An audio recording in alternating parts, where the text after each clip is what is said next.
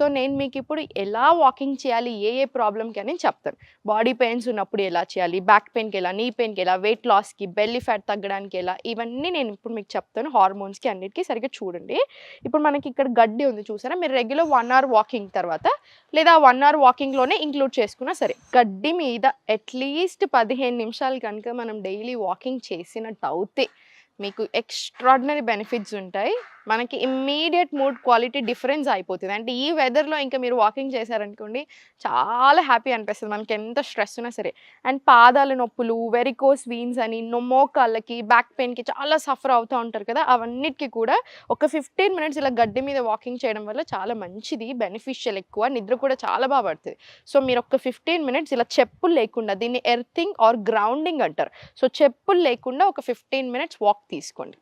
ఇంకొకటి బ్యాక్ పెయిన్‌కి ఎలా చేయాలి అనిందంటే, మీరు రెగ్యులర్‌గా 1 అవర్ వాకింగ్ చేస్తారు కదా! ఇప్పుడు ఫర్ ఎగ్జాంపుల్ డే అంతా కలిపి 2 అవర్స్ వాకింగ్ వస్తుందనుకోండి. ఒకేసారి చేయకండి.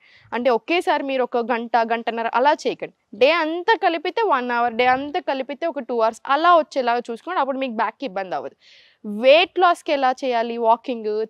ఇప్పుడు మీరు రోజంతా కలిపి దాంతో పాటు తిన్న వెంటనే కూడా వాకింగ్ ఎళ్ళాలి. మీరు స్పీడ్‌గా చేశారనుకోండి వాకింగ్, బాడీ అంతా అవ్వాల్సిన సర్క్యులేషన్ పొట్ట సైడ్ ఎక్కువై పొట్ట ఎక్కువ అవుతుంది. మనకి బ్లోటింగ్ ఎక్కువ అవుతుంది. సో స్లో వాకింగ్ తీసుకోవాలి. చాలా జాగ్రత్తగా చిన్న అడుగులతోటి ఒక 15 మినిట్స్ వాకింగ్ చేశారనుకోండి, తిన్న తర్వాత శత్పావలి అంటారు దాన్ని ఆయుర్వేదాలో.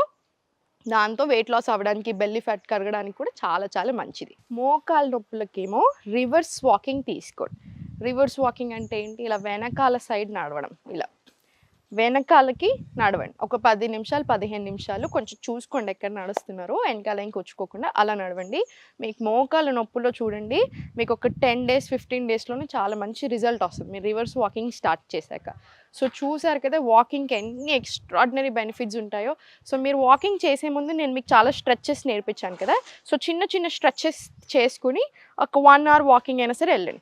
చాలామంది ఏం మిస్టేక్ చేస్తారంటే వాకింగ్ వెళ్ళేటప్పుడు చాలా స్పీడ్‌గా చేయడము, లేకపోతే ఆ స్పీడ్ చేసే విధానం కూడా ఇలా ఏదో లాగా చేస్తుంటారు. అలా చేయకండి. కొంచెం కాన్సంట్రేట్ తీసుకొని, కొంచెం బాడీని అంతా ఓవరాల్ స్ట్రెయిట్ పెట్టుకొని మీరు ప్రాపర్ వాకింగ్ ఇలా తీసుకోండి. అప్పుడు మనకి ఇంకా ఇంకా బెనిఫిషియల్. సో చూసారు కదండీ డైలీ మనం చేసేదే.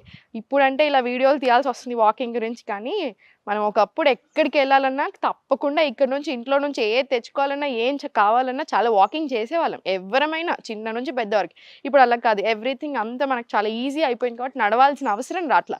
సో స్పెషల్‌గా అయినా టైం తీసుకొని నడవాల్సిందే. మీరు దీనికి నడవడానికి టైం లేదన్నారనుకోండి, రేపు హాస్పిటల్‌లలో మీరు ఎన్ని రోజులు గడిచినా సరిపోవు.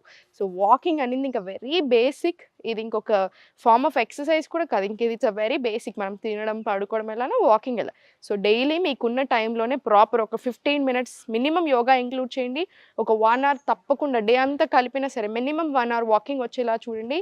మీరే చూస్తారు ఎంత హెల్త్ బెనిఫిట్స్ వస్తున్నాయని.